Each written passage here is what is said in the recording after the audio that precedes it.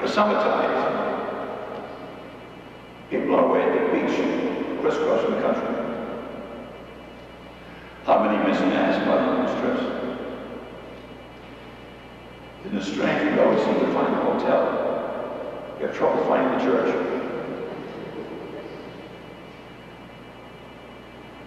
At Christmas time, the so-called Yuletide, which in fact means a pagan festival. The season is short, but produces a sad abundance of moral casualties. Once again, the use of the anchor and chain of the rosary prevents us from drifting from God. The rosary is a prayer that gives us strength against the tides and the currents of the world.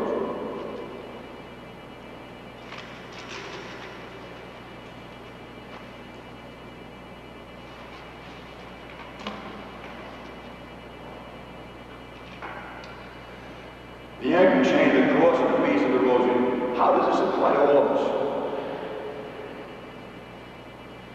Have you ever seen the wind? You can feel it. You can feel the windshield factor. You can see the leaves, the branches of the trees swaying the wind. But can you actually see the wind? I don't think so. Do you see a current? Most currents are deep below the surface. You would feel the pull of the current if you were a ship paddling captive.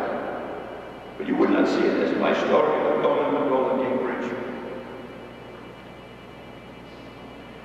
You see a temptation? I don't think so.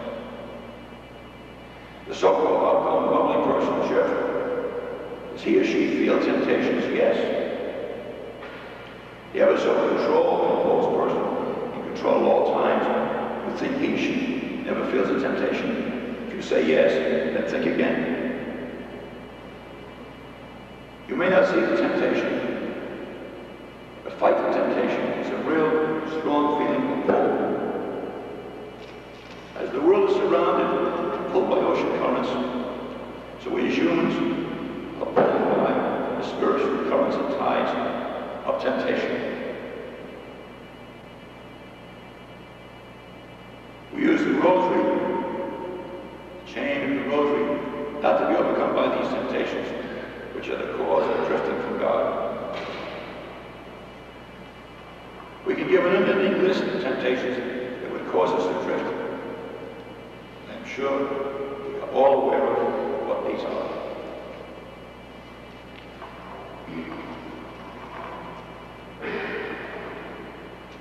People do not fall in bed one morning tell God they're lost. Most people who drift away from God, they drift away. This is so easy to do. Easy to do because we have nothing to keep them from drifting. Then anchor and chain is not a new concept.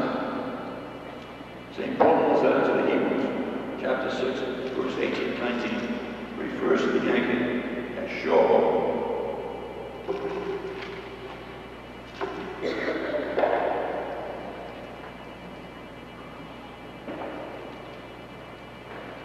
Paul writes, we have taken refuge in him.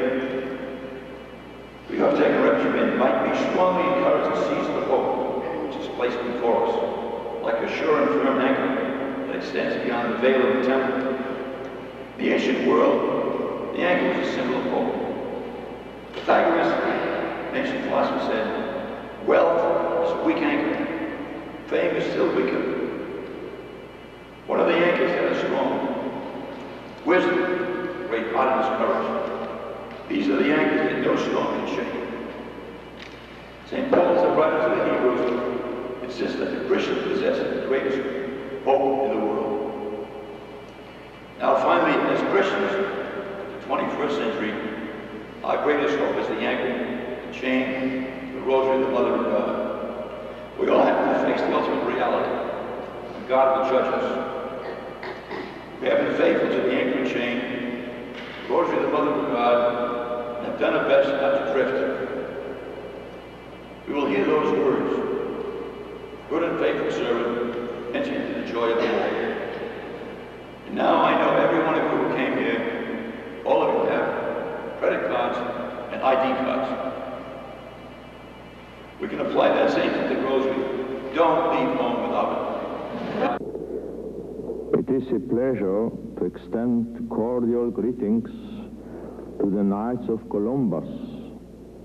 Who is not aware of your outstanding history of charitable endeavors carried out in fruitful and fraternal collaboration?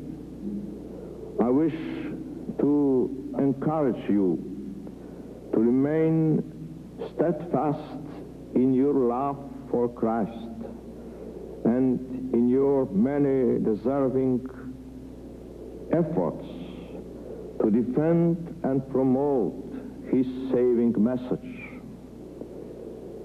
Continue to stand up for the dignity and value of all human life, especially that of the unborn, the elderly, and the handicapped.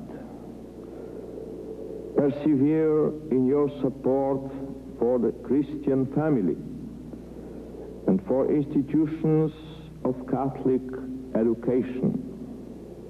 May the Knights of Columbus always be known for their earnest and persevering prayer. This is my hope for you and your families and for all those who are dear to you. May God bless you all.